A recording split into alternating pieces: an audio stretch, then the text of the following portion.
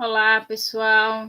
Então, hoje a gente vai ver de forma gravada novamente, né, o sistema esquelético, a parte apendicular, ou seja, aquela referente aos membros superiores e inferiores, e aí a gente vai detalhar os ossos que formam o esqueleto apendicular e vamos detalhar alguns processos, né, alguns acidentes ósseos dos principais ossos aí desses membros superiores e inferiores, ok?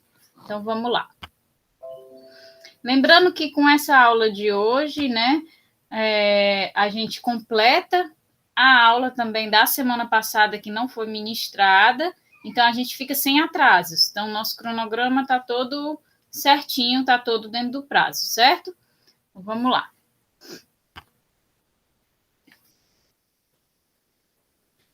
Então, o esqueleto apendicular é formado pelos ossos que vão aí compor os membros superiores, os membros inferiores e as estruturas que conectam esses membros ao esqueleto axial, que é as chamadas de cíngulos, né? Então, o cíngulo do membro superior, ele é formado pela escápula e pela clavícula, que a gente consegue visualizar aqui nessa imagem lateral. Esse é o cíngulo superior, formado pela escápula, que é esse osso triangular, e pela clavícula, certo? O membro superior em si é formado no braço, né, na região do braço, apenas pelo húmero, o osso húmero. Quando vem para a região do antebraço, ele vai ser formado pelo rádio, né, que é esse que se conecta aqui com o polegar, e pela una. E na região da mão terão aí os ossos do carpo, os metacarpos e as falanges dos dedos, ok? De forma geral, essa é a estrutura óssea dos membros superiores e do cíngulo que os conecta aí ao esqueleto axial. Já para os membros inferiores, o cíngulo do membro inferior vai ser composto pelo osso do quadril, que também é chamado de quê? De ilíaco, certo? E o ilíaco, ou o osso do quadril, ele é formado por 3 ossos, certo? Que é o ilho, o isquio e o pubis, que é o que vocês conseguem observar aqui nessa imagem. Aqui vocês veem metade da pelve, né, diretamente, porque a gente consegue observar o sacro e o cóccix aqui nessa imagem, que fazem parte do esqueleto axial, mas os ossos que formam o cíngulo do membro inferior vai equivaler aqui apenas ao osso do quadril ou ilíaco, que vai ser formado, a gente vai já ver especificamente, pelo ilho, né, pelo pubis e pelo isquio, certo? Quando a gente vai descendo para o membro em si, né, o membro inferior ele vai ser formado na região da coxa pelo fêmur unicamente, então a gente vê aqui que é bem padronizado com o membro superior, né, a região mais proximal da origem do membro só contém um único osso. A gente vem para essa região aqui da articulação do joelho, em que nós observamos esse ossinho sesamoide, que é a patela, que é o maior osso sesamoide do corpo, que é o osso arredondado, lembrando lá da classificação óssea. E a gente vem para a região da perna, nós vamos ter aqui a tíbia e a fíbula, certo? Que vão se conectar com o pé, que vão ter aí os ossos do tarso, certo? Anteriormente, a gente falou dos membros superiores, na mão é carpo, metacarpo e falange. No pé muda para T, né? Tarso, metatarso e falanges, ok? Então, vamos iniciar aí o detalhamento dos membros superiores. Então, o símbolo do membro superior, ele vai fazer a ligação entre o esqueleto axial e o membro superior em si. Ele vai ser formado pela escápula e pela clavícula. Eles são ossos individuais pares e a clavícula articula com o externo e com o acrômio da escápula e a escápula articula com o húmero. Então, a gente vê aqui a visão anterior, certo? E o indivíduo aqui, ele está de frente para mim, no caso, certo? Para vocês também. Então, a gente vê a visão anterior da escápula e a visão um pouco lateralizada da clavícula. E aí a gente observa as articulações. A clavícula, ela está articulando aqui nesse ponto com o osso externo do esqueleto axial e está articulando com o acrômio da escápula, que é um acidente ósseo que a gente vai ver. E ela articula com esse acrômio da escápula. Enquanto a escápula articula aqui com a cabeça do húmero, que a gente consegue visualizar, certo? Então, esses são os dois ossos que formam aí o cíngulo do membro superior. Descendo já para a estrutura do braço, né, a região mais proximal da estrutura do membro superior em si, o braço ele vai ser formado apenas por um osso. Esse osso é o húmero, certo? E especificamente ele vai se articular com o osso da una, certo? Aqui, e vai se articular também com o rádio. Essa articulação entre o húmero e a una é chamada de articulação húmero-unar e está posicionada para onde? Quero que vocês se recordem agora da posição anatômica que nós vimos lá na aula de planos e eixos de movimento. Lembrem-se que a posição anatômica é essa que tem os braços assim para frente, ó. Então, aqui eu tenho a una e mais externamente eu tenho o rádio. Então, pelos planos e eixos, a gente sabe que aquilo que está mais próximo do meio do indivíduo é chamado de medial, e aquilo que está mais próximo de fora, né, da lateral, é chamado de lateral. Então, essa articulação entre o meu húmero e a una é chamada de articulação húmero-unar, e a una está localizada, posicionada para a região medial do indivíduo. Por quê? Porque ela está para dentro, né, do indivíduo, para a linha medial do indivíduo, enquanto aqui a articulação entre o húmero e o rádio é chamada de húmero radial, e ela está posicionada mais externamente, consequentemente é chamada de posicionada a nomenclatura que nós damos é uma posição lateral, porque ela está posicionada mais externamente, segundo a posição anatômica, certo? Obviamente, é um osso par e longo. Para quem tem os dois membros superiores, né? Nós sabemos que nós temos o húmero direito e o húmero esquerdo.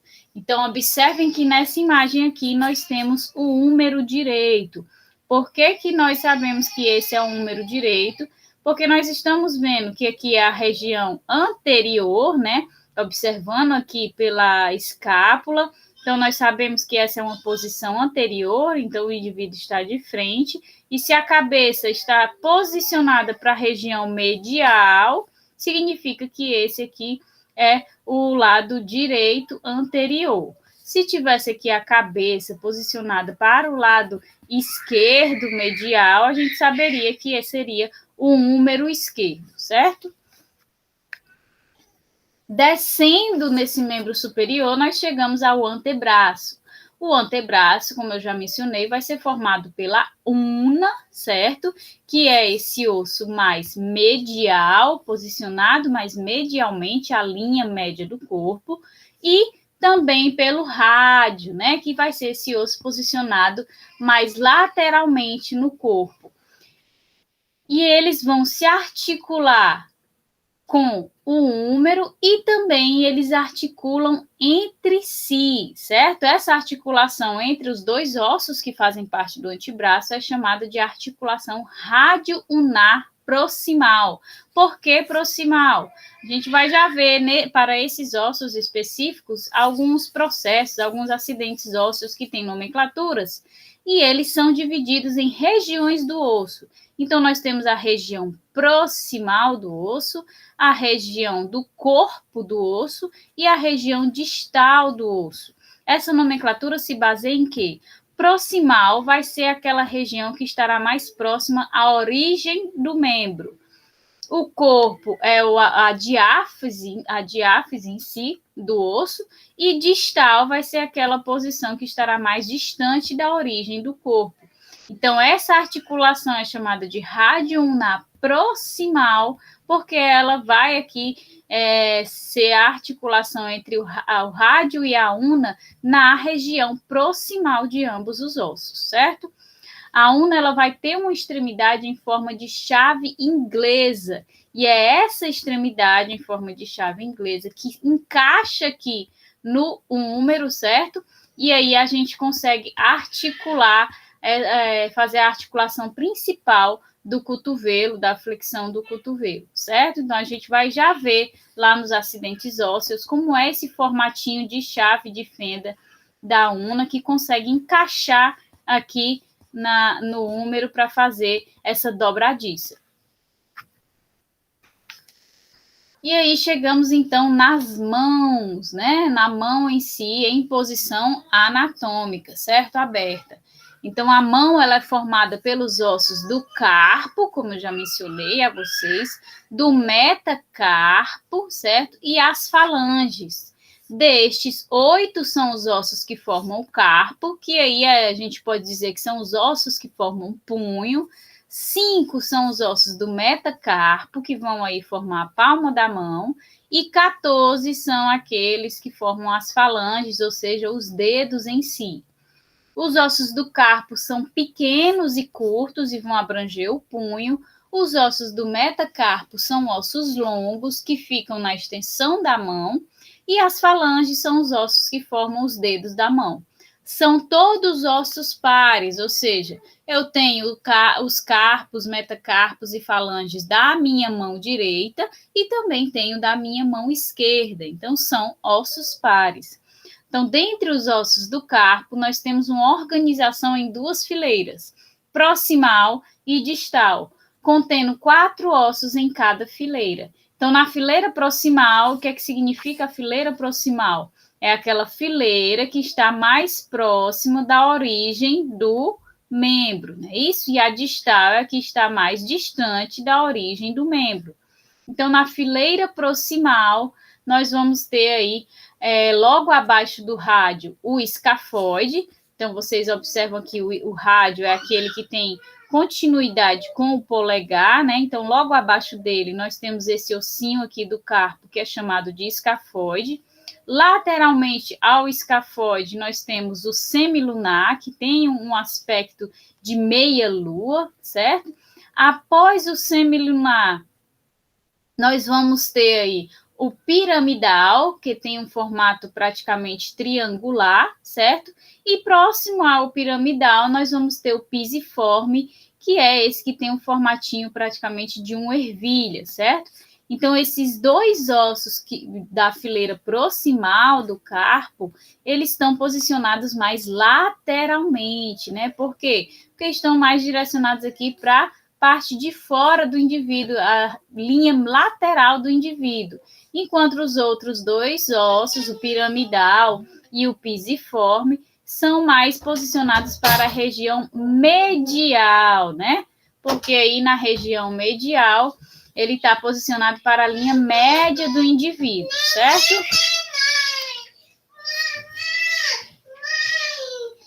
E agora na fileira distal, né? Na fileira distal nós também vamos ter 4 ossos, e dentre esses 4 ossos nós vamos ter aqui, logo abaixo do escafoide, nós vamos ter o trapézio.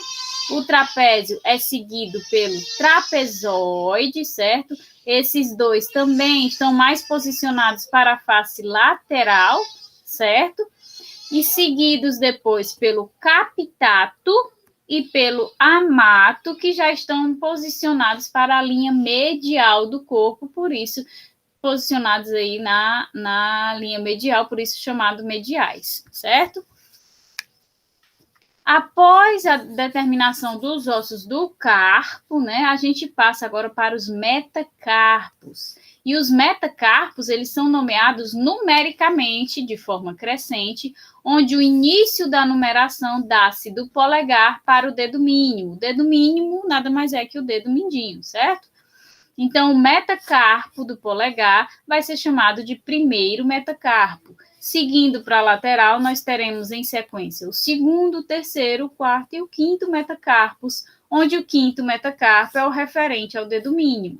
Então, a gente tem aqui, ó, primeiro metacarpo aqui do polegar, né? O segundo metacarpo, terceiro metacarpo, quarto metacarpo e o quinto metacarpo do dedo mínimo, ok? Só é uma numeração, uma nomenclatura bem simples, certo? E agora a gente parte para a nomenclatura das falanges, que também segue o mesmo padrão de nomenclatura numérica, certo? Só que tem algumas subdivisões dentro das falanges.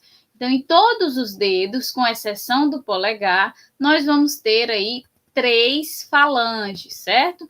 Então, teremos a falange proximal, que é a mais próxima da origem do membro, a falange medial e a falange distal, que é mais distante da origem do membro, consequentemente, a medial é a que fica entre a proximal e a distal. No entanto, no polegar, como eu já disse, nós temos apenas a falange proximal e distal. A nomenclatura das falanges vai seguir o mesmo padrão dos metacarpos. No polegar, nós teremos a primeira falange proximal e primeira falange distal. E quando a gente vai seguindo para os demais dedos, em direção aí ao dedo mínimo, nós teremos segunda falange proximal, medial e distal, terceira, quarta, quinta, onde as últimas falanges referem-se ao dedo mínimo. Ou seja, aqui nós temos a primeira falange proximal e primeira falange distal, polegar, né, que só possui 2 falanges. Quando a gente passa para o próximo dedo, nós vamos ter segunda falange proximal, mais próxima à origem do membro, né? Segunda falange medial e segunda falange distal. E aí vem o terceiro, terceira falange proximal, terceira falange medial, terceira falange distal. Ah, professora, mas aqui no polegar, se ele não tem a falange medial, aqui não deveria ser primeira falange medial? Não, né? Porque senão essa nomenclatura iria dificultar para muitas pessoas, então não tem sentido. Então, continua a mesma numeração que vai aí das demais falanges proximal e distal, certo? Então, a gente tem aqui a terceira falange proximal, quarta falange proximal, quinta falange proximal. Quando a gente vem para as mediais, né? No polegar não existe, nós vamos ter aqui a segunda falange medial, terceira falange medial, quarta falange medial e quinta falange medial.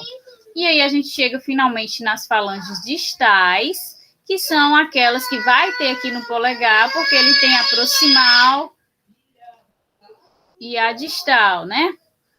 Só um minutinho, tá, gente? Deixa eu dar uma...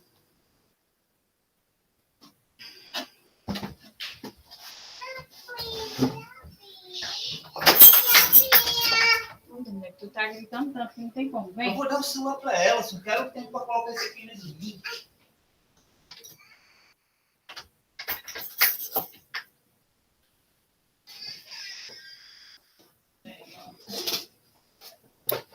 Pessoal, não é fácil, não. Então, vamos lá. Na última falange, né, a falange distal, nós vamos ter aqui a primeira falange distal, a segunda falange distal, terceira falange distal, quarta falange distal e quinta falange distal, certo? E agora para os membros inferiores, né? Nós começamos aí descrevendo o símbolo do membro inferior, que é o osso do quadril. Então, a gente tem, formando o símbolo do membro inferior, o osso do quadril, ou ilíaco, né? E eles vão ser ossos pares, né? Nós vemos aqui, aqui a posição frontal, ou seja, anterior, né? A gente tem o ilíaco direito e o ilíaco esquerdo, certo? E ambos serão formados aí por 3 ossos, também, obviamente, pares. Então, eles são formados pelo íleo, né? Pelo pubis e pelo isquio, certo? Então, o íleo é esse osso maior aqui, certo?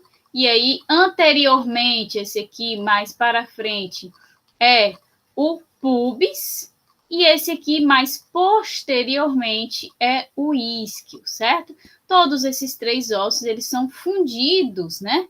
mas são 3 ossos diferentes, certo? Eles se fundem para formar o osso do quadril ou ilíaco, mas são 3 ossos diferentes. E eles são os formadores aí do símbolo do membro inferior que irão conectar o membro em si ao esqueleto axial.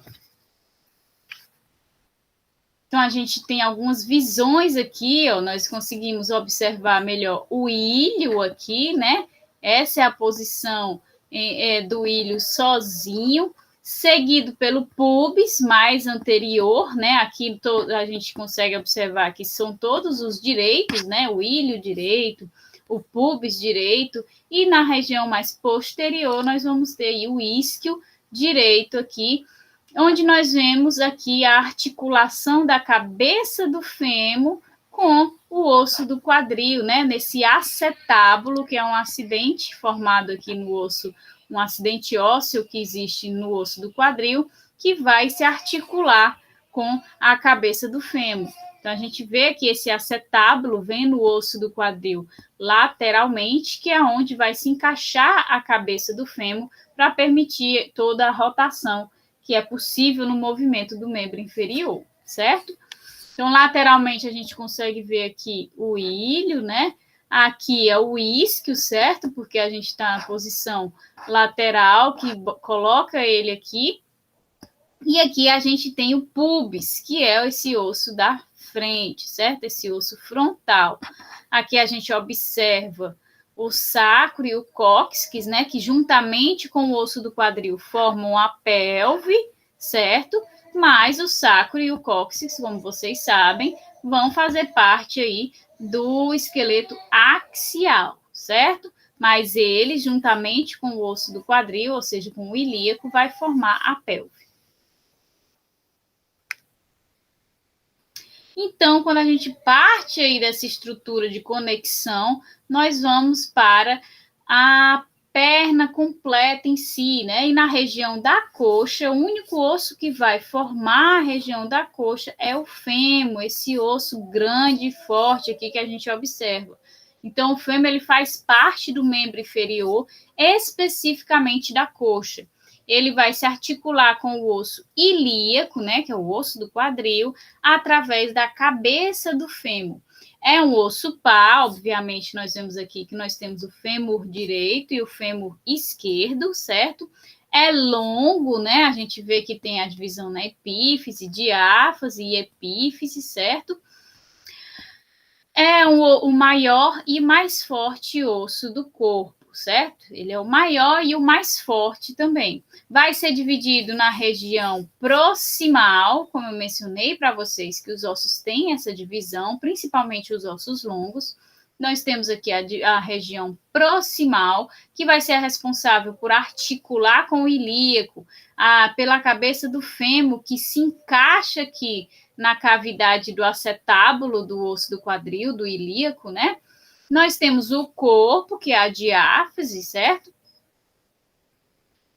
E também temos a região distal, que vai ser aquela que vai articular com a tíbia e a fíbula, e também que vai aí articular com a patela, que é o osso sesamoide, que faz parte da articulação do joelho.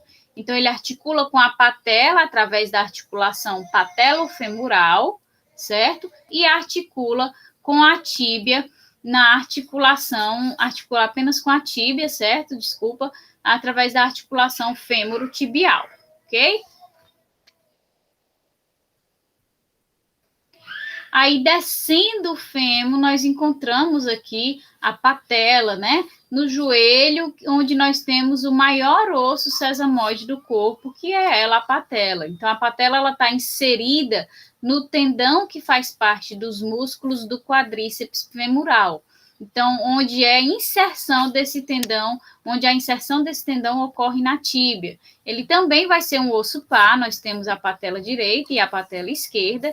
Então, esse osso ele fica inserido pelos tendões que fazem parte aí do quadríceps femoral, onde a inserção desse tendão se dá aí na tíbia, certo? E ela fica inserida nele, ajudando nessa articulação do joelho.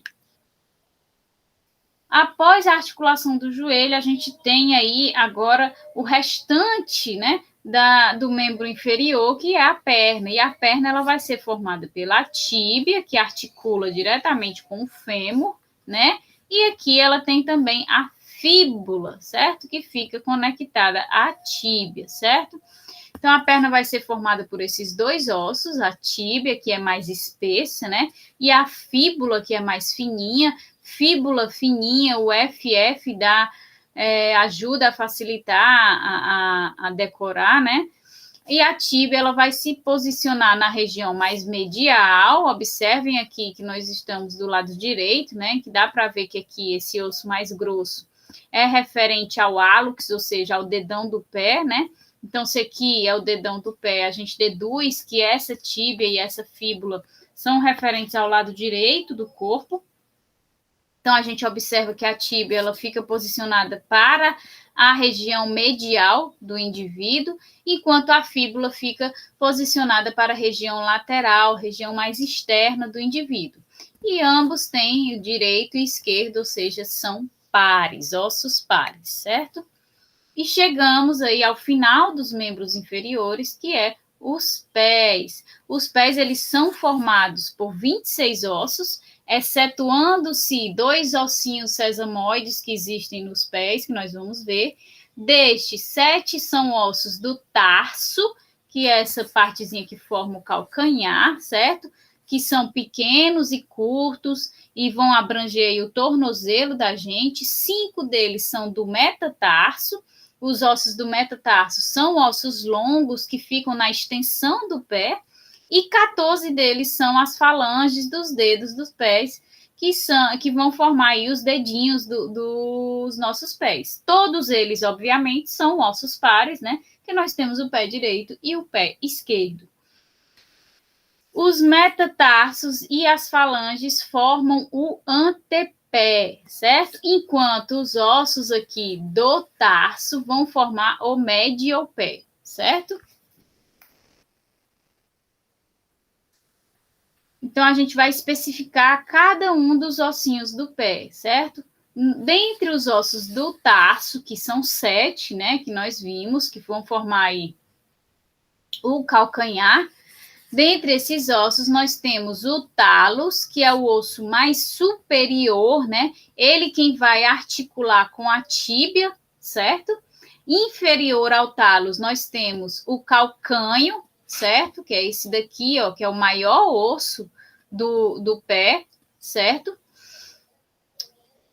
Que é o maior osso do tarso, certo?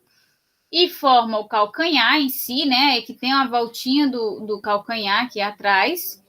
E o talos mais o calcânio vão formar aí o retropé. E anterior ao talos, né? Que é esse daqui, a gente tem o osso navicular.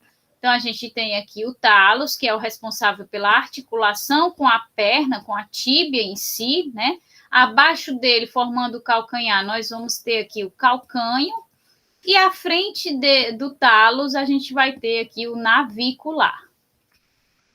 Continuando dentro dos ossos do tarso, anteriormente ao navicular, nós vamos ter 3 ossos de mesmo nome, que são os ossos cuneiformes, certo?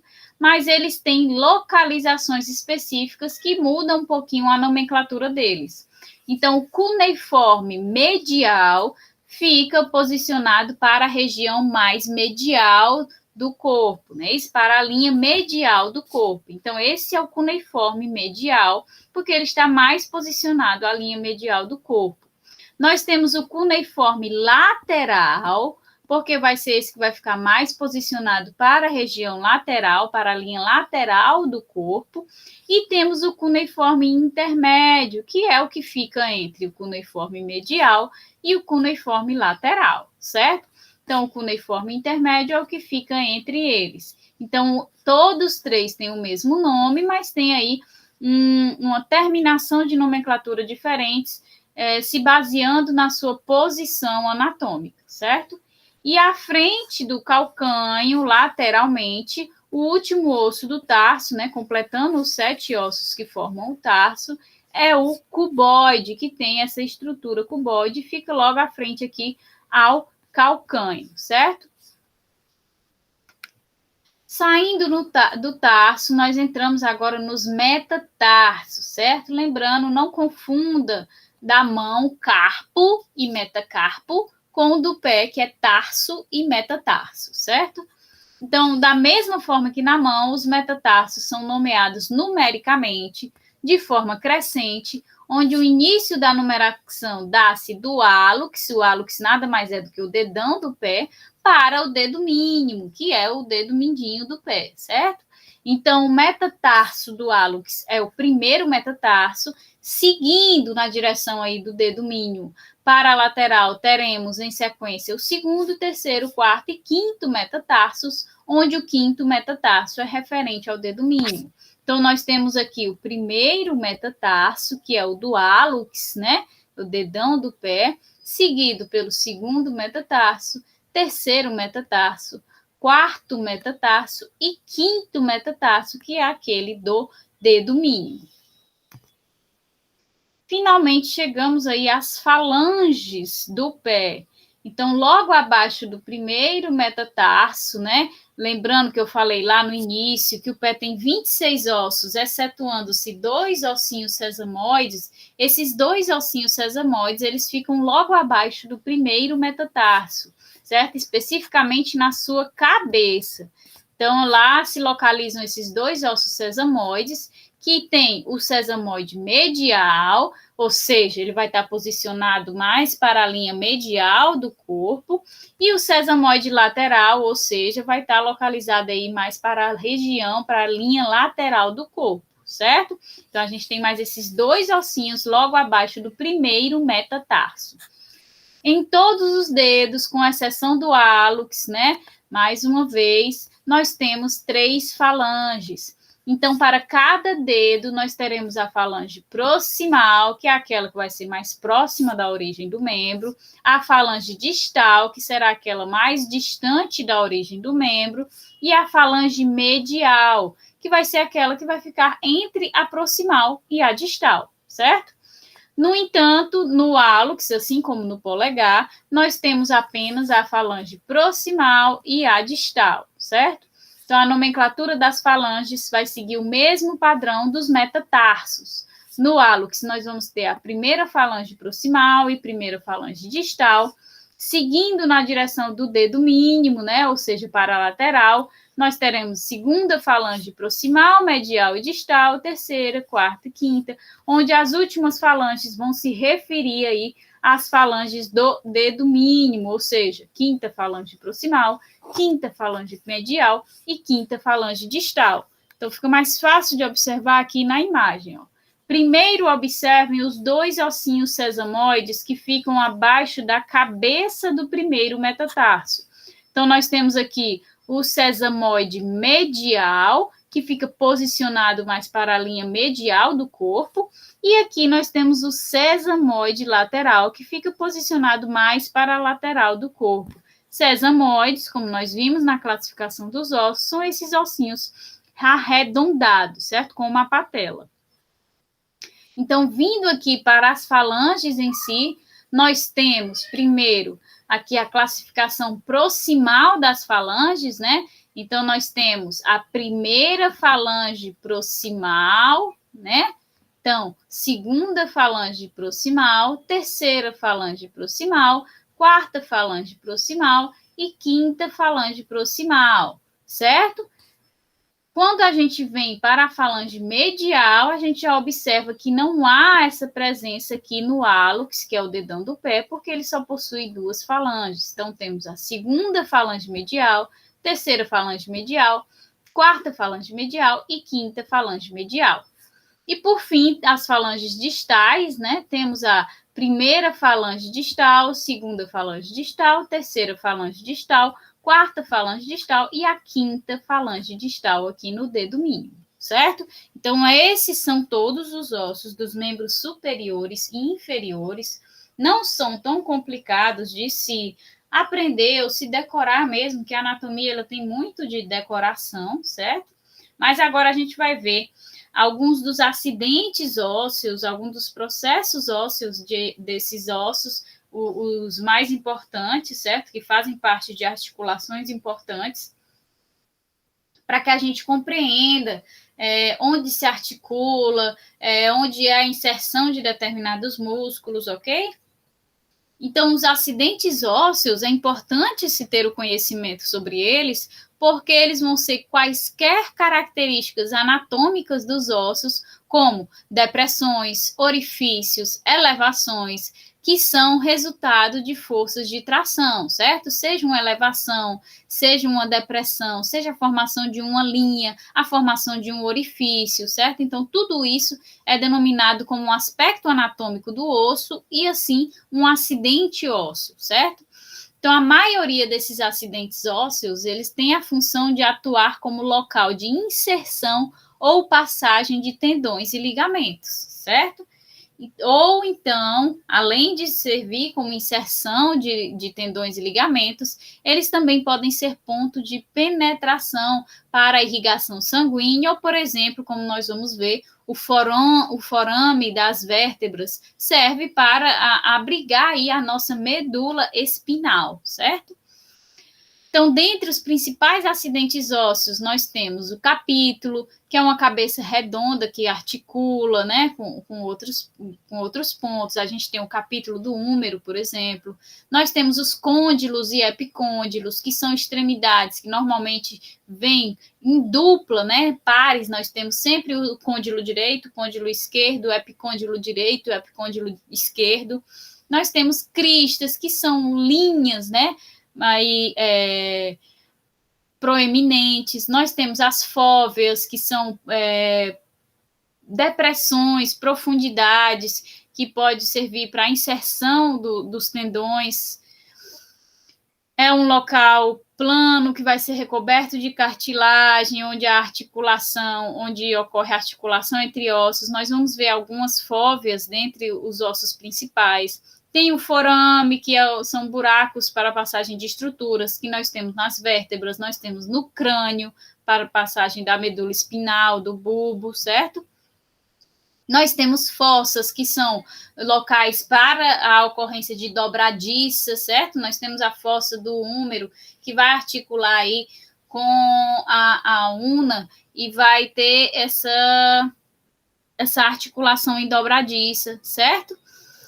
Nós temos os sulcos, que são depressões, né? Normalmente para passagem de circulação sanguínea. Nós temos as cabeças, nós temos a cabeça do húmero, a cabeça do fêmur, que vão articular em determinadas regiões para fazer a articulação de movimentação desses ossos. Nós temos linhas, maléolos, incisuras, que são reentrâncias, temos protuberâncias, espinhos, trocânteres, tróclea também está relacionada à formação de dobradiças, tubérculos e tuberosidades. Então, esses são os principais acidentes ósseos que existem. Nós vamos detalhar apenas alguns deles, mas aqui vocês podem ter alguma ideia de o que são esses acidentes ósseos, né? Então, a gente tem aqui, ó, o capítulo do húmero, que articula, né, com os ossos do antebraço. Nós vamos ter aqui uma incisura, né? Temos uma incisura maior, ó, que é essa profundidade aqui, e uma incisura menor, ou seja, é uma profundidade menor, uma cavidade menor. Temos a crista ilíaca, que é essa linha aqui, que é formada. Então, nós temos sulco do nervo radial, que vai ser onde o nervo radial vai se inserir, certo? Então, por isso que tem essa reentrância, que é o sulco. Nós temos o maléolo, né, que é essa estrutura mais pontudinha, lateral, que tem o papel de encaixar. Nós vamos ter aqui o forame, certo? Isso aqui é uma vértebra, mas nós também temos o forame craniano, por onde a medula espinal vai passar aí, e ao mesmo tempo em que ele permite essa passagem, ele também protege essa estrutura tão importante, uma vez que a estrutura óssea é muito forte. Nós temos aqui fóvea, né? A fóvea é o local de articulação entre um osso e outro, ou seja, aqui no caso das vértebras, entre uma vértebra e outra. Nós temos aqui espinha, né? A gente tem a espinha da escápula, que permite a gente identificar melhor a posição dessa escápula, se ela está virada, né? Se ela está na posição posterior ou anterior. Aqui a gente já sabe que ela está na superfície posterior, porque a espinha ela fica voltada para as costas, nossas costas, né? Então, a gente sabe que essa é a vista posterior. E aqui nós temos os côndilos e epicôndilos, que normalmente vêm em pares, né? Côndilo lateral, côndilo medial e também epicôndilo lateral e medial, certo? Aqui especificamente é do fêmur. Então, esses são alguns dos acidentes ósseos e agora a gente vai ver alguns dos principais das estruturas ósseas mais importantes. Então, vamos começar com o fêmur, certo? Então, os acidentes ósseos do fêmur, eles vão se dividir nas subdivisões macro do osso, certo? Então, a gente tem as subdivisões macro do osso, que são o quê? Região proximal, corpo, diáfase e região distal. E aí, os acidentes, eles se subdividem ainda dentro dessa subdivisão macro. Então, na região proximal, nós temos a cabeça do fêmur, né, que é aquela parte bem arredondada, e dentro da cabeça do fêmur, nós temos a fóvea da cabeça. Essa fóvea da cabeça é uma depressão que serve para a inserção do ligamento da cabeça do fêmur. Então, tem uma depressãozinha dentro da cabeça do fêmur que nós não conseguimos visualizar nas imagens, certo? Vocês visualizem aí mentalmente, que é como se fosse um buraquinho, que é para a inserção do ligamento da cabeça do fêmur. Nós temos o colo do fêmur, que fica logo abaixo da cabeça do fêmur, então é como se fosse o pescoço, né? Então, o colo do fêmur, que fica abaixo da cabeça. Nós vamos ter o trocânter maior, que fica posicionado mais lateralmente ao fêmur. O trocânter menor, que fica posicionado mais para a região medial posterior. E entre os trocânteres do fêmur, nós vamos ter a linha intertrocantérica. Isso a partir da visão anterior, certo? Quando a gente passa para a visão posterior, a região entre esses trocânteres vai ser aí formada pela crista intertrocantérica, certo?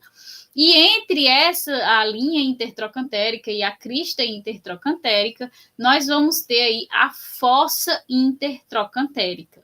Além desses acidentes, nós vamos ter aí a tuberosidade glútea, que vai ser o local de inserção do músculo do glúteo máximo, certo? E também vamos ter a linha pectínea. Então, isso na região proximal apenas, né? Então, a gente viu aí que tem a cabeça do fêmur, que é importante na articulação com o osso do quadril, né? Além também da fóvea que fica na cabeça do fêmur, que vai ser o local de inserção do ligamento da cabeça do fêmur. Nós vimos que tem mais diversos acidentes ósseos, mas nós vimos que tem também a tuberosidade glútea, que tem uma importância grande na inserção aí do ligamento do tendão do músculo glúteo máximo, certo? Na região já do corpo do fêmur, ou seja, na diáfase, nós vamos ter a linha áspera, certo? Na região distal posterior à linha áspera, essa linha áspera vai se dividir, já chegando aí na região distal, vai se dividir em linha supracondilar lateral, ou seja, está posicionado mais para a linha lateral do corpo, e linha supracondilar medial, que está posicionado mais para a linha medial do corpo, que ficam, obviamente, se é chamado supracondilar, né? Ficam acima dos côndilos lateral e côndilos medial do fêmur. Então, entre essas linhas, a gente vai ter a face popilítea e entre os côndilos, nós vamos ter a fossa intercondilar, certo? Que é o ponto de fixação de ligamentos cruzados do joelho. Então, nas laterais, vamos ter ainda os epicôndilos lateral e medial, e na parte anterior, nós vamos ter a face patelar, que articula com a patela. Então, nós temos pontos muito importantes, que é o da cabeça do fêmur, né, que articula com o osso do quadril, a tuberosidade glútea, que é o ponto de inserção do músculo do glúteo máximo. Nós vamos ter aí a fossa intercondilar, que é o ponto de fixação dos ligamentos cruzados do joelho, e vamos ter a face patelar, que é aquele ponto que vai articular com a patela. Então, observe melhor aqui na imagem. Então, nós temos aqui o fêmur completo, né? Temos a região proximal, a região do corpo e a região distal. Observem que essa é uma vista anterior, né? A cabeça do fêmur está posicionada para a região, para a linha medial, né? Então, aqui é um fêmur direito. Então, a região proximal anterior, né? É a parte de frente aqui. A gente tem esse ponto proximal visto de frente. Nós vamos ter a cabeça do fêmur, né? Que é a parte que articula com o acetábulo do osso do quadril. E aqui em cima da cabeça do fêmur, que não aparece na imagem, nós vamos ter a pequena depressão, que é a fóvea da cabeça do fêmur, onde se insere lá o músculo da cabeça, o ligamento da cabeça do fêmur, certo? Logo abaixo da cabeça do fêmur, nós temos o colo do fêmur, e aqui na vista anterior, nós conseguimos visualizar o primeiro trocânter, que é o trocânter maior. Quando nós viramos, né, esse fêmur para a vista posterior, nós conseguimos visualizar aqui o trocânter menor, certo? Que é esse roxinho, e conseguimos até visualizar um pedacinho do trocânter maior. E qual é a estrutura que existe entre os trocânteres, né? O maior e o menor. Nós vamos ter aqui, entre os trocânteres, que nós não conseguimos visualizar na vista anterior, nós temos a linha intertrocantérica, né? Que é entre os trocânteres, só que aqui na imagem não dá para visualizar, e nós temos essa linha intertrocantérica na vista anterior, e na vista posterior, nós vamos ter a crista intertrocantérica entre os trocânteres. Está aqui um, está aqui o outro, e essa parte aqui entre eles é chamada de crista intertrocantérica. Além da crista intertrocantérica, nós vamos ter a fossa intertrocantérica nessa região aqui em verde. E, por fim, nós temos a tuberosidade glútea, que é esse aqui em verde, certo? Que vai servir como inserção do músculo do glúteo máximo, certo? Nós temos também aqui mais lateralmente a linha pectínea, que não dá também para visualizar através dessa imagem. Então, partindo agora para o corpo, né? Na região proximal, aqueles são os acidentes ósseos que existem no fêmur. Já no corpo, nós vamos ter aqui a linha áspera. E como vocês conseguem observar, lembrando aqui que essa linha áspera, ela dá para ser visualizada na face posterior do fêmur, certo? Ele está virado de costas aqui. Nós observamos que a linha áspera, quando vai se aproximando da região distal, ela vai se subdividir aqui, não é isso? Então, essa subdivisão, quando chega aqui na região distal, ela vai ser subdividida em linha supracondilar medial. Observem que se aqui é a vista posterior, né? Esse osso ele está virado. Então, esse daqui, se eu virar ele para frente, né? Então, esse daqui ele vai ficar mais próximo da linha medial e esse daqui vai ficar mais posicionado para a linha lateral, certo? Tenham noção dessa visualização anatômica do osso. Então, aqui ele está virado. Então, essa aqui é a linha supracondilar medial, que está posicionado para a linha medial do corpo, e aqui é a linha supracondilar lateral, que está mais posicionado para a linha lateral do corpo. Se é supracondilar, está acima dos côndilos, né? Então, esse daqui, uma vez que o osso está virado, é o côndilo lateral, e esse daqui é o côndilo medial. Entre os côndilos, nós vamos ter aí a fossa intercondilar, que é extremamente importante. Por quê? Porque na fossa intercondilar que vem aí, que se inserem os ligamentos cruzados do joelho, ok? Aqui nós vamos ter a face popilítea, e aqui a gente deu uma virada para a região anterior novamente, para que a gente consiga visualizar os epicôndilos que ficam aqui lateralmente, ó. aos côndilos. Então, a gente tem o epicôndilo medial. Observem aqui, ó, virei a peça. Esse azulzinho, agora na vista anterior, fica mais claro que aqui é o côndilo medial, consequentemente, acima dele nós temos o epicôndilo medial, e virada, né, a gente sabe que aqui é o côndilo lateral, e acima dele a gente tem o epicôndilo lateral. E no meio deles nós vamos ter a face patelar, que é o local onde o fêmur articula com a patela, certo? Então, do fêmur, esses são os principais acidentes ósseos que vocês têm que conhecer. Por exemplo, vamos supor, não vai acontecer esse semestre, né? E tudo mais, mas vamos supor que vocês fossem fazer uma prova prática, né? E a gente tivesse lá um osso fêmur com todos esses acidentes ósseos bem demarcados. E eu colocasse uma agulhinha lá, por exemplo, bem no meio do fêmur, aqui na região da linha áspera, eu colocasse, aí perguntasse, dê o nome dessa estrutura, aí você coloca fêmur, está correto? Não está correto, né? E essa estrutura não é o fêmur em si, é a linha áspera do fêmur. Então, é isso que vocês têm que compreender, principalmente quando vocês forem detalhar o sistema muscular em outras disciplinas, obviamente, que vocês vão ter que compreender onde se dá a inserção de determinados músculos, de tendões e ligamentos. Então, por isso que é importante que se conheçam esses acidentes ósseos, esses pontos de inserção importantes de ligamentos, de músculos e etc. Então, partindo agora para os membros superiores. Então, a gente vai iniciar aí pela escápula, que forma o símbolo do membro superior, e a escápula ela vai ter duas superfícies, a superfície anterior e a superfície posterior, que é aquela que eu já mostrei a vocês, que possui uma espinha, né?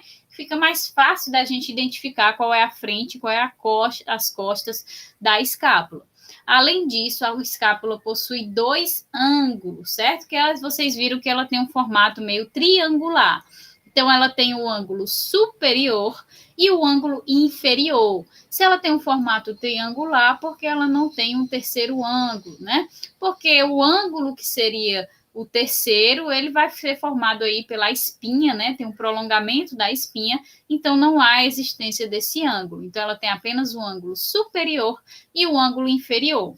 Como ela possui esses três lados, ela vai possuir aí três margens. A margem medial, que vai ser aquela mais posicionada para a região medial do corpo, e a margem medial é um ponto importante de inserção de diversos músculos, né? Temos aí o músculo serrátil anterior, o músculo romboide maior, romboide menor, o músculo levantador da escápula, e isso aí numa visão posterior, né? Então, a gente consegue visualizar na face posterior da escápula a inserção de todos esses músculos, certo? Aí na margem medial, serrátil anterior, romboide maior e menor e o levantador da escápula. Já na margem lateral, certo? A gente vai ter a inserção de músculos redondo maior e redondo menor, certo? E na margem superior, nós vamos ter aí a inserção de outros músculos que não coloquei aí porque não são tão importantes, certo? Então, nós temos também as fossas infraespinal, certo? Que vai ser o local de inserção do músculo infraespinal, e a fossa supraespinal, que vai ser o local de inserção do músculo supraespinal. E temos a fossa subescapular, que vai ser o local de inserção do músculo subescapular. Então, o próprio nome já ajuda a saber aí qual é o músculo que vai estar presente nesse local. Então, a escápula possui ainda o processo coracoide, certo? Que esse processo coracoide é que vai interagir, que vai articular com o húmero. Além disso, ele também é um local de inserção do músculo coracobraquial e da cabeça curta do bíceps e o do peitoral menor, o músculo peitoral menor. Além desse processo coracoide, que vai ser onde se articula com o úmero e é a inserção desses 3 músculos, nós vamos ter a cavidade glenoide. A cavidade glenoide articula com a cabeça do úmero, certo? E também é o ponto de inserção da cabeça longa do tríceps braquial. Vocês vão ver quando vocês estiverem vendo o sistema muscular que quadríceps, tríceps, bíceps significam que é formado aí por 2 cabeças esse músculo, certo? Então, das 3 cabeças que formam o tríceps, a cabeça longa se insere aí na cavidade glenoide da escápula, certo? Nós temos também, como acidente ósseo da escápula, a espinha da escápula, que vocês já viram, que serve como inserção dos músculos deltoide e do músculo trapézio. Nós temos o acrômio, temos o tubérculo supraglenoidal e o tubérculo infraglenoidal. Então, a gente fica voltando para saber aqui as principais funções da escápula. Então, vamos lá. Então, a gente tem primeiro aqui a superfície anterior, né? Que é a vista mesmo de frente de todos os indivíduos, e a vista de costas de um indivíduo, supondo removendo aí a pele, os músculos e etc. Se a gente fosse visualizar de costas a escápula de um indivíduo, essa é a visão posterior, que é a visão que possui aqui a espinha da escápula, certo? Então, a gente pega aqui na superfície anterior, a gente observa a cavidade glenoide, né? Lembrando aqui que a cavidade glenoide vai ser aquela que articula com a cabeça do úmero, além de ser a inserção do músculo da cabeça longa do tríceps braquial. Então, vocês observam que, de fato, tem uma depressão arredondada aqui, que é onde vai articular com a cabeça do úmero para permitir esse movimento, esse movimento aqui do ombro, certo? Nós vamos ter o colo da escápula, que é essa região como se fosse o pescoço abaixo, né? Temos o processo coracoide. O processo coracoide, ele vai interagir com o úmero também, com o osso do úmero, e vai ser ponto de inserção do músculo coracobraquial, da cabeça curta do bíceps e do músculo peitoral menor, certo? Esse pontinho aqui pontudo, né? O processo coracoide vai interagir, vai articular também com o úmero e vai ser o ponto de inserção desses 3 músculos. E nós temos a fossa subescapular, que vai ser o ponto de inserção do músculo subescapular, certo? Então, aqui a gente tem essa fossa subescapular, que é toda essa região cinzenta aqui, ok? Já na região posterior, a gente consegue visualizar mais coisas, né? Primeiro, o ângulo superior, que eu mencionei a vocês, né? E o ângulo inferior. Como eu havia dito, não há terceiro ângulo, porque a gente tem aqui a formação dessas estruturas que impede a formação de um ângulo. Então, nós temos o ângulo inferior e o ângulo superior. Temos a fossa infraespinal e a fossa supraespinal, que são pontos de inserção dos músculos aqui do músculo infraespinal e aqui do músculo supraespinal, respectivamente, né? Nós temos a margem medial, observem que se aqui é a visão posterior, né? Que a gente está vendo a espinha, a margem medial, de fato, fica posicionada mais para a linha medial do corpo, e a margem medial vai ser ponto de inserção de diversos músculos, né? Então, a gente viu, vai ser ponto de inserção dos músculos serrátil anterior, romboide maior, romboide menor e do músculo levantador da escápula. Enquanto o lateral vai ser ponto de inserção dos músculos redondo maior e menor. Então, a gente tem aqui a margem lateral, que vai ser ponto de inserção dos músculos redondo maior e redondo menor, certo? Nós temos aí também o acrômio e a margem superior. Aqui nós temos o acrômio, que é formado por essas 2 estruturas aqui, que estão em colorações diferentes, porque aqui é o acrômio anatômico, certo? Então, tem essa subdivisãozinha, mas aqui é o acrômio de forma totalizada, certo? E aqui a gente tem, ó, quase imperceptível, a margem superior da escápula. Então, nós temos aqui na margem superior, aqui a inserção também dos músculos que estão aqui relacionados ao ombro. Tem mais alguma que eu não mencionei? Nós temos, por fim, a espinha da escápula, que é essa estrutura que vai chegar até o acrômio. E a espinha da escápula vai ser o ponto de inserção dos músculos deltoide e do músculo trapézio. Então, nessa imagem aqui, nós temos todos os acidentes ósseos, né? Todos os processos ósseos que a escápula tem. E aí, as principais funções desses acidentes ósseos, certo? Vamos agora passar para o húmero. Depois a gente vê rapidamente a una e o rádio, certo?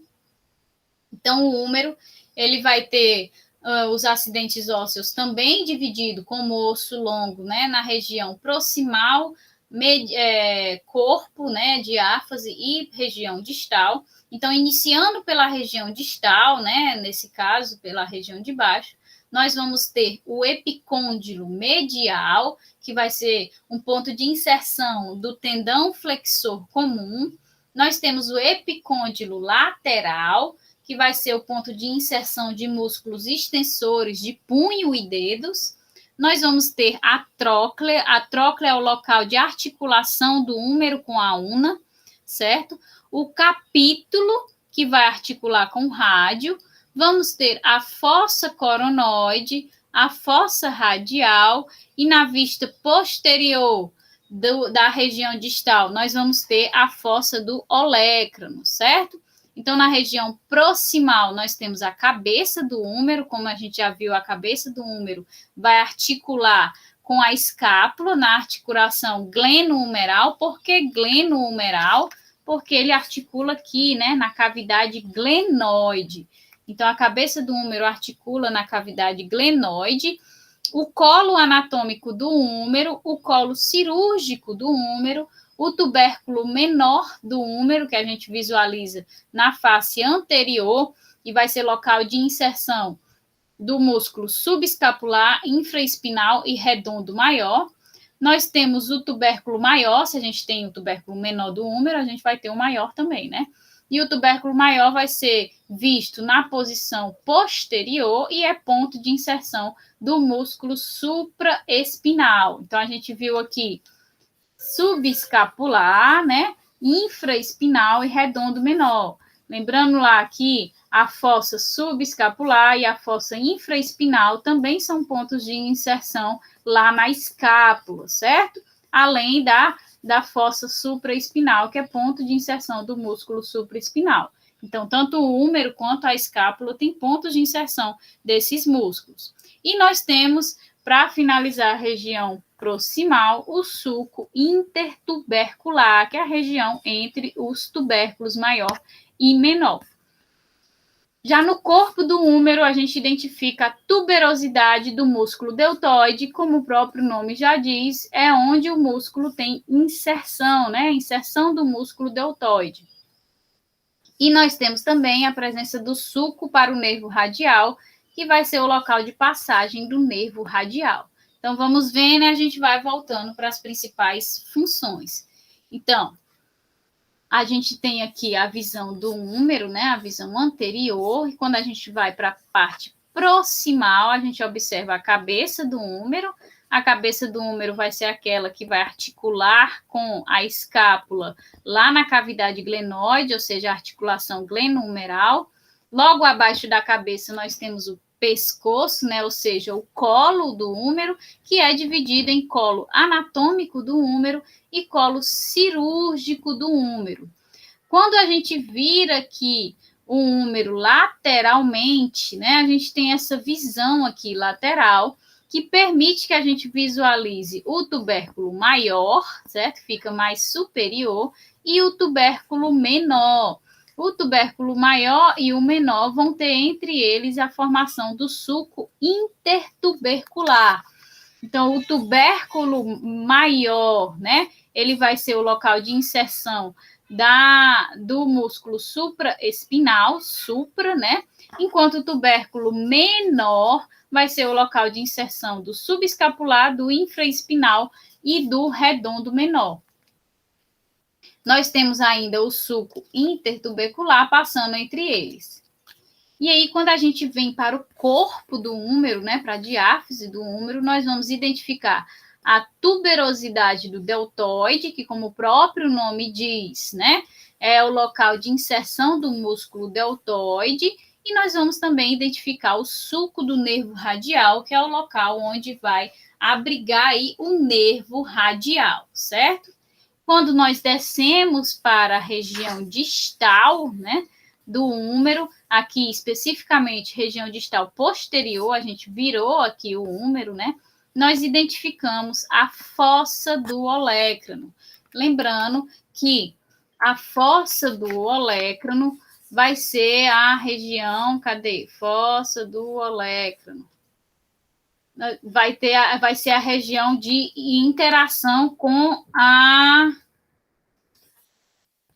a una, certo? Vocês vão já ver que a una, ela tem a formação, tem um aspecto de chave inglesa. Então, ela vai encaixar justamente aqui, essa pontinha dela de chave inglesa, vai encaixar justamente aqui na fossa do olécrano, certo?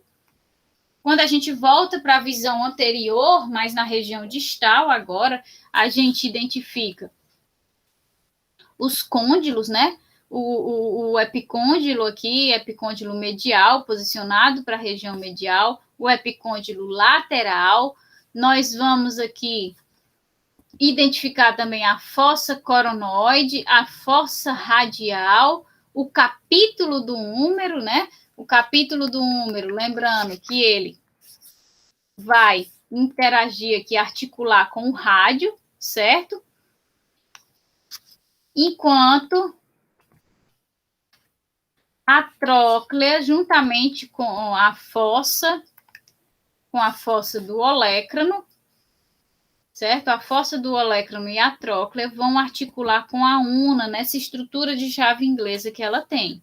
Então, a articulação do húmero com o rádio se dá pelo capítulo, certo? Por essa cabeça pequena aqui, enquanto a articulação com a una se dá pela tróclea e a fossa do olécrano, porque ela tem essa estrutura de chave inglesa, certo? Então, passando agora para a una e para o rádio, que são bem mais simples, nós temos que os acidentes ósseos da una na região proximal anterior são a incisura troclear, e aí vocês se recordam uma incisura troclear. Então, provavelmente deve ser a incisura troclear da una que vai articular com a tróclea do húmero, né? Nós temos o processo coronoide, temos a incisura radial, a tuberosidade da una, e na vista posterior nós vamos ter o olécrano, que vai articular onde? Na fossa do olécrano do húmero. Então, essas duas articulações são as principais para a formação aí dessa dobradiça do cotovelo, né? Da articulação do cotovelo entre o húmero e a una. Então, a gente tem a articulação entre a incisura troclear e a tróclea do húmero, incisura troclear da una e tróclea do húmero, e nós temos também a articulação entre o olécrano da una e a fossa do olécrano do húmero, certo? Que forma essa articulação do húmero e da una. E nós temos também os acidentes ósseos do rádio na região proximal anterior, que são a cabeça do rádio, que vai articular com o húmero na fóvea, certo? Ou seja, ali com a cabeça do capítulo, e colo do rádio e tuberosidade do rádio. Então, vamos visualizar aqui. Então, como vocês veem aqui, a una ela tem esse formato de chave inglesa, né? Que é justamente para permitir o encaixe nesse ponto.